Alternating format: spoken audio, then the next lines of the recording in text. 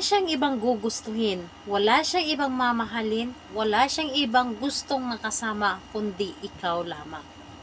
Hello mga guys, kumusta kayo? Panibagong araw, panibagong video na naman tayo. And sa araw na ito ay isa na namang video ang aking ituturo sa inyo na simpleng gabay, simpleng pamamaraan na makakatulong sa atin. At bago ang lahat, gusto ko lang mag-disclaimer sa mga taong hindi naniniwala at hindi gusto ang mga kagaya nitong video. Please skip this video and maghanap kayo ng videos na gustong gusto nyo dahil ang video na ito ay para lamang ito sa mga taong naniniwala and gusto mag-try. Sa lahat po ng mga nag-comment sa aking videos po dito sa loob ng aking channel, mag-iingat po sa mga nagre-reply sa inyo na dinadala kayo sa WhatsApp dahil sila po ay pera lamang ang habol sa inyo. Kaya naman, mag-ingat na lamang po ang lahat. So, ayun po, ituturo ko sa inyo paano kayo na gusto la or paano na kayo lamang ang gustong mahalin ng inyong mga partner. Kayo lamang ang gustong makasama o kayo lamang ang gusto niyang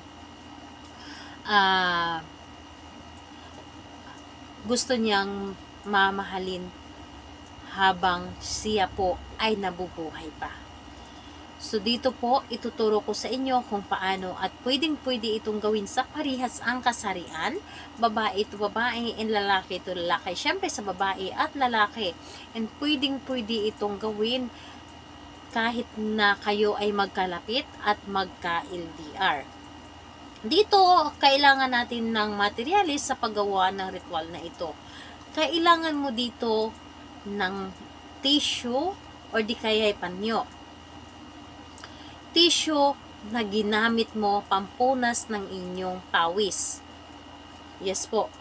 Tissue po na ginamit mo, ikaw po mismo ang gumamit na ikaw ang gumawa, ikaw mismo ang gumamit na pinapunas mo sa inyong pawis. Dapat po ay may pawis mo itong tissue na ito. Hindi siya bago ha. Dapat po ay gamit na tissue.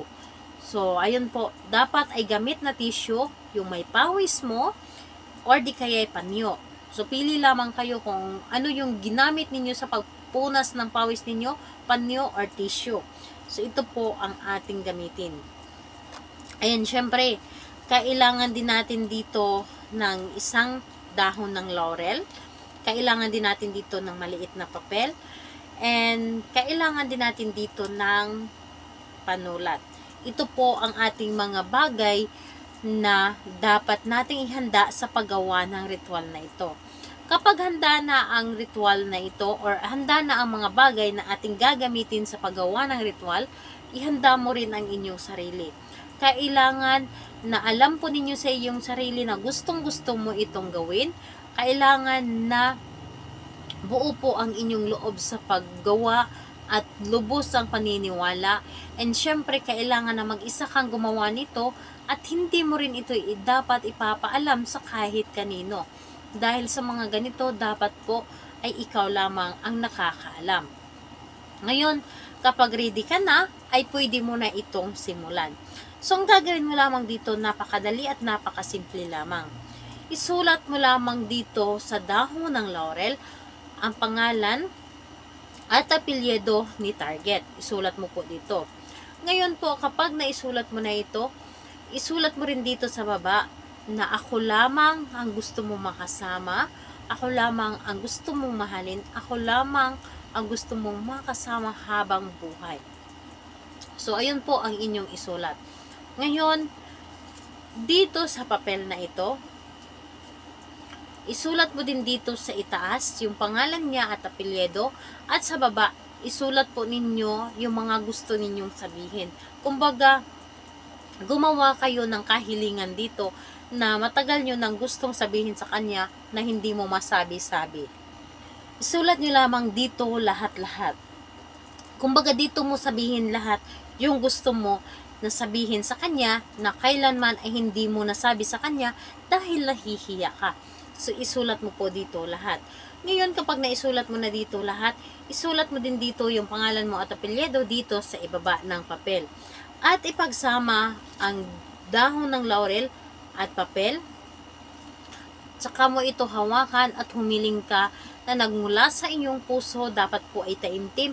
Hilingin po ninyo dito ang pangalan at apelyido ni target at sabihin mo na wala kang ibang mamahalin, wala kang ibang gustong makasama, at wala kang gustong nagiging masaya kundi ako lamang, o gustuhin mo o hindi ka mapakali hanggat hindi mo ako makikita, hindi mo ako makakasama, at gusto mo sa oras-oras, sa minuto, ako lamang ang iyong makikita sa iyong mga mata.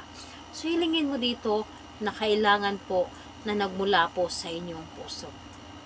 Pagkatapos mo humiling dito, kunin mo ang inyong panyo or di kaya'y ang inyong tissue na ginamit na. Dapat yung panyo nyo din ay hindi mo ito labhan. Kapag panyo yung gamitin ninyo, dapat hindi ito labhan at dapat po ito ay nagamit mo sa pagpunas sa inyong pawis. So, ganun din po dito sa tissue. Pagkatapos ay ilagay lamang yung dahon ng laurel at papel at ibalot lamang siya.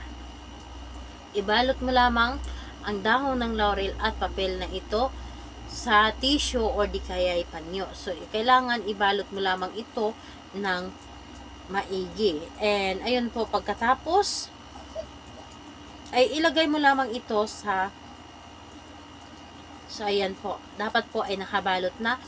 And, ilagay mo lamang ito sa inyong wallet or di kaya ay bag.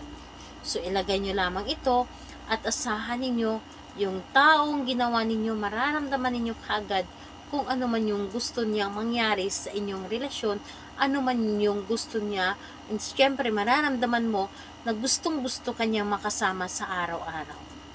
So, ayun po, gawin ito sa kahit anong araw at kahit anong oras, pero ang malakas na araw sa paggawa ng mga ganitong pamahiin, Friday and Tuesday po talaga. So, kung malakas yung energy ninyo, gawin ninyo ng kahit anong araw at kahit anong oras, basta malakas lamang ang energy ninyo. Kung may mga katanungan kayo, mag-comment naman sa baba upang ma-replyan ko po kayo. Bye-bye everyone. God bless us all.